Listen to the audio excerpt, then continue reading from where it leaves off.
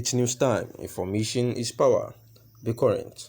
The news headline: Biafra of the Mind by Professor Obi Nwankama. The news in full. Many years ago, the General Dim Ojukwu Ojukwu spoke about Biafra of the mind. Only a few, I think, understood him. Well, they say only the deep speak to the deep.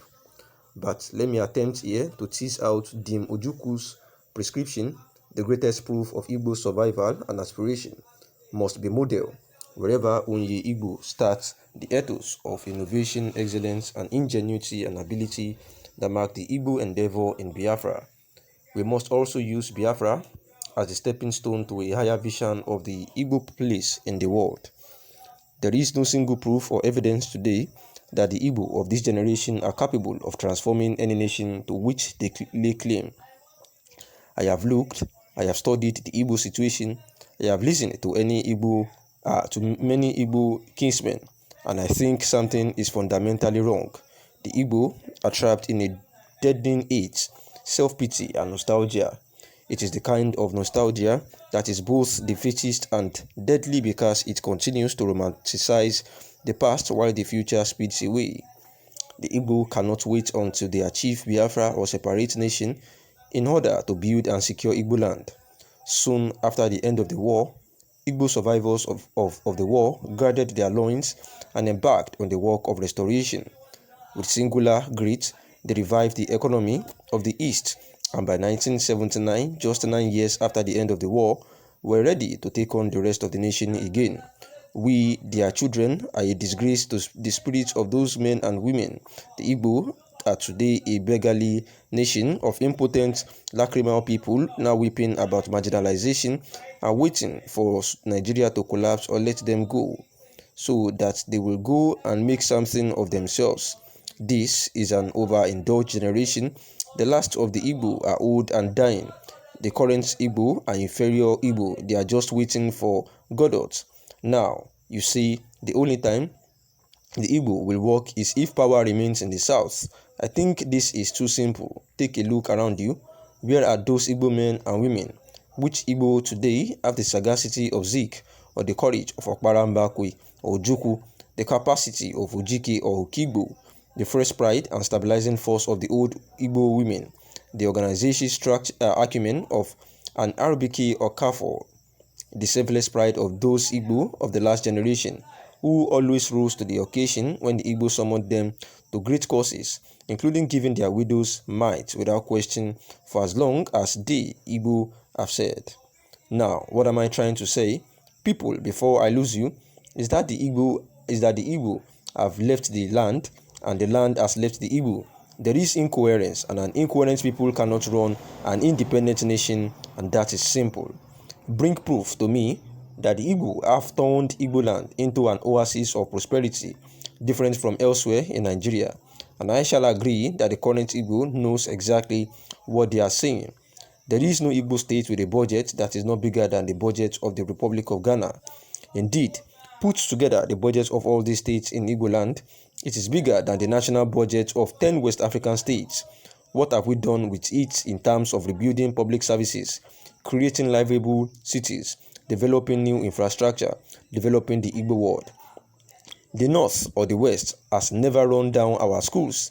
They did not dismantle the government colleges at Umaya, Owerri, Afiko and Queen's School at Enugu. They did not destroy our hospitals or primary schools. They did not stop us from building our cultural infrastructure, community centers, recreational centers, or building up our libraries, or building our public parks or city centers, or trunk B and C feeder roads. They did not destroy our civil service. They did not stymie the growth of our cities. They did not forbid the Igbo from creating strategic means of employing their greatest resource, their highly trained manpower, and using them to create a powerful regional economy that will continue to startle West Africa. The North or West did not say we should not build an efficient trans-regional transport metro system by jointly developing the old Oriental lines that would create a network of contacts all over the East and ease the strategic movement of the people, or take advantage and rebuild and expand the rail system that connects Port Harcourt, Aba, Umaya, Okigwe, Ovim, Afikpo, Enugu to Eha, Amufu. Even if the real system is a federal project, there has never been a consortium of the Igbo states and consortium of investors that have mounted pressure to force the federal government hands off the Eastern Rail system to be run as a regional terminus. We have never made such arguments. Mbakwe threatened in 1981 that if the federal government of Nigeria did not build an airport in Owerri, he would mobilize and build one. He did it. He threatened that if they did not build the petrochemical plant in Izumbe, he would build one by 1984. The land for the construction of Imo petrochemical plant was already cleared when the soldiers struck on the last day of 1983.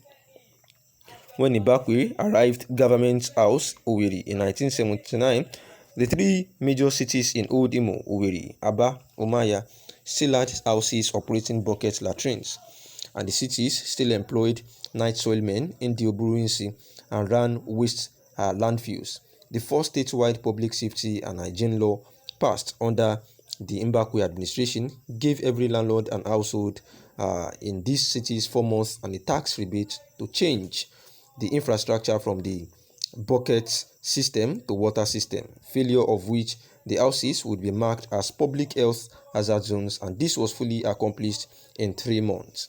By 1982, there was a marked upsurge and population shift as more Igbo began to leave Lagos and other places to return to Owerri and invest and settle.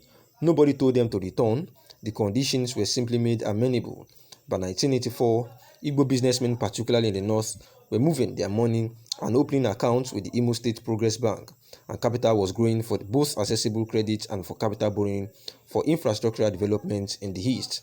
I point this to simply suggest that there is nothing the Igbo wish to accomplish in Nigeria that anyone can stop if the Igbo hold down their lines. But we have deceived ourselves for too long, and we have now made Nigeria into the convenient excuse for our own failure and self-indulgence. Now, there is a man called Ojukwu Kalu. He gave the first 100,000 as donation towards the Imo State Airport Appeals Fund in Owerri, 1981 too. There is not a single plaque to honor this man's gesture at that airport. It will not be the federal government that will do it. It will be the initiative of those who put value to memory in Igbo land.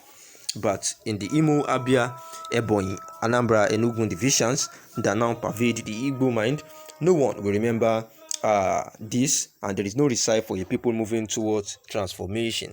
And these were the words of Professor Obi, trying to adjust the mindset of the people that the Igbo of the generation are wrestling with the earth left to them by their ancestors, and they are busy blaming everyone else for their condition.